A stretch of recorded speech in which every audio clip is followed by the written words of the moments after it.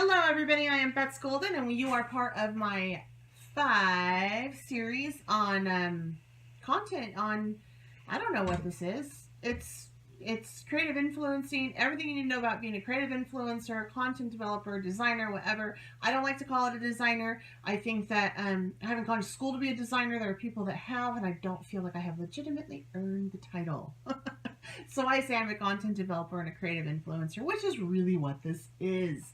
So if you're just jumping in for this is your first video, you were on video number 3. You're going to probably want to go back to watch video number 1 and 2 after this if you are interested in knowing what to do to become a content developer and also how creative influencers get compensated. How we make that money, honey. So today we're going to talk about design team responsibilities because a lot of people who are creative influencers, content developers, the entire goal for a lot of individuals is to be on their very favorite company's design team. That is so, like, you get free product all the time, you don't have to pay for it, and you get to show off what you love. I mean, there's nothing much better than that in your hobby, right? So I'm going to talk to you about that, but it's important that you have set up and you have started a platform for yourself and have your blog and your YouTube, Instagram, things like that. You need that in order to do this. So if you haven't done that, do it. Give yourself 6 months to a year to get set up. Every good thing takes time, all right? There is no fast. Got to take your time. That's how it works, okay? Doctors couldn't just get out of high school and start operating on people. Could you imagine? No, they had to spend like 12 years in school. I was a teacher. I couldn't just jump out of high school into a classroom. Whoo, no. That required 6 years of school at the master's, okay? Everything takes time. I don't care. If whatever it is, if you want to do it and you want to be in this industry, you got to give yourself time to get, your stuff set up. And it's okay. There's no race. Okay? No race. All right.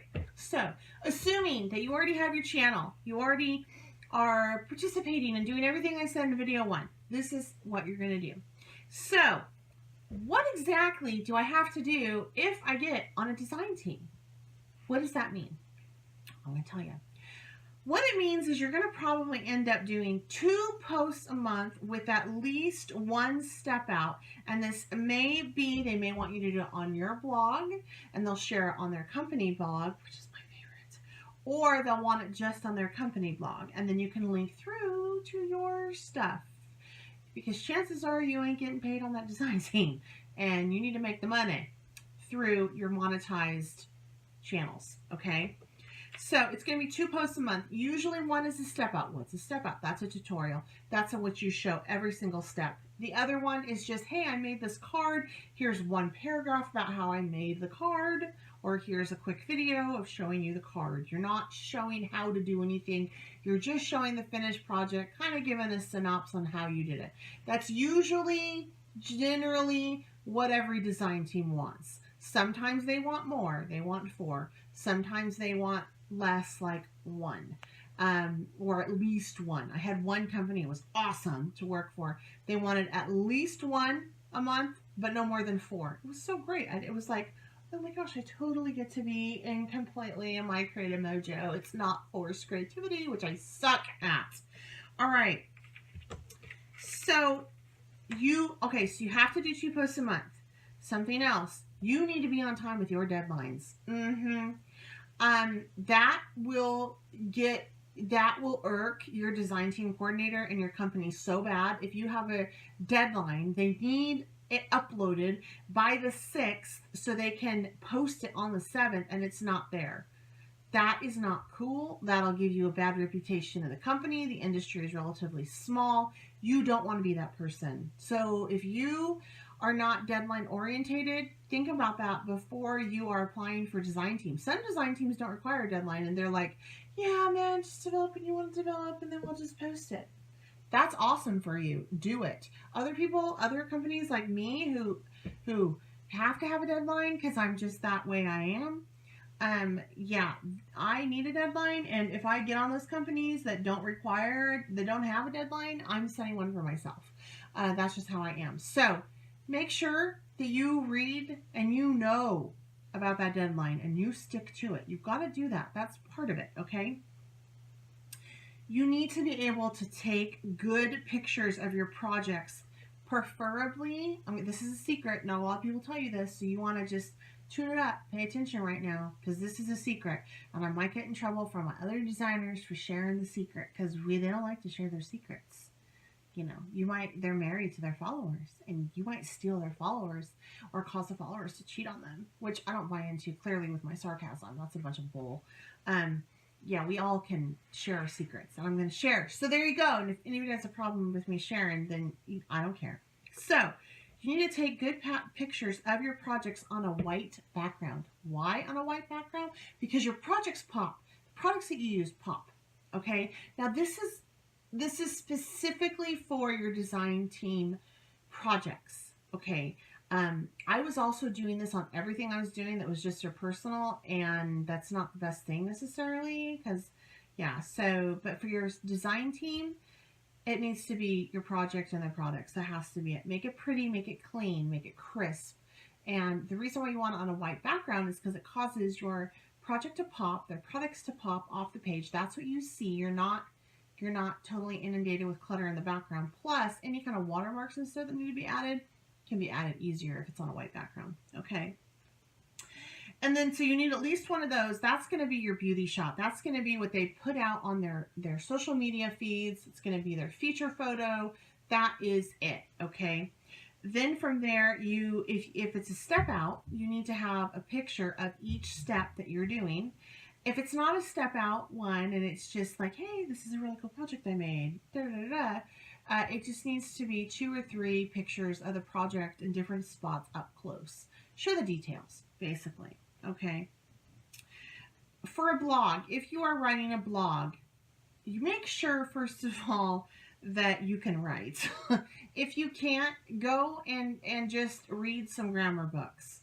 I'm a design team coordinator, and it amazes me with some of the things that I see, not off of my team, but how people can't write. And then they wonder why they can't get on a design team. Well, I hate to say it, but there's some secretarial duties on a design team that you have to do, and you have to be able to write a blog. If it is a blog-driven design team, you need to have the fundamentals of whatever language it's in. Okay, if it's in Spanish, you need to be able to write in Spanish. Okay, and have proper grammar and everything else with that. You have to know how to do that. It is a company that is making money. They are professionals. If you need to freshen up on your grammar, then by all means, take an online course. I'm sure you can find something on YouTube for free. It's worth it. You're not going to get picked, and you're not going to stay on design teams if you can't write. And I hate to sound like a bitch about it and just be like up there, but a lot of people won't say it because they're so scared of hurting someone's feelings. I really think that knowledge is power, and this is one of those things. You have to know how to write. You need to know where the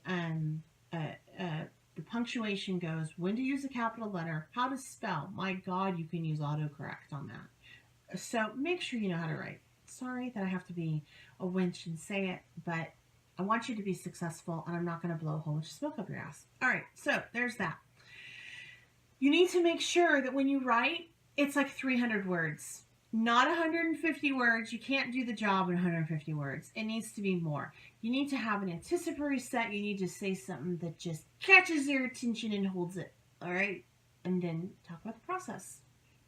And if you don't know how to do that, go to blogs or articles that you enjoy and read what they wrote and how they did it. And then ask yourself, why do I enjoy this? What makes this writing so appealing to me? Once you answer that, you can use that to help you write better. It's simple, right? Okay, so that is the design team responsibilities. In return, the design team, the company should give you free products and supplement. They're going to give you free products no matter what, because you have to be able to create with it. They may offer you some some financial compensation. Most do not, though. Most do not pay because they just can't afford it, really. And plus, everybody's willing to work for free products in the industry. It's true. We are. We are. I'm kind of, yeah. I will. I'll work for some free stuff if I want it. Some free stuff I don't want. I'm like, no thanks. I don't need it. So keep that in mind. And then they also will share. You'll have a bio and a beauty shop. Oh, make sure it's pretty. On their website, and then your links should be provided. That should be the payoff. Okay.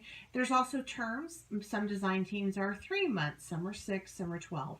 The best ones I like are the 12-monthers. The 3-month, it's just not enough time, I don't think, to really dive in and get to know and build that sense of community that you want to build with the other designers and also your followers. I like the year-long ones. It's easier for me to plan, and it just, as a design team coordinator, I prefer a year because I'm not constantly trying to pull out design team calls and get more people in. That to me just gets crazy if it's more than once a year. So that's that. All right. So I've rambled a lot. I hope it makes sense. If it not, please leave it down in the comment section below. I'll answer it. If I have to say it every time, you haven't subscribed, why not? Go ahead and do so. Make sure you hit that little bell.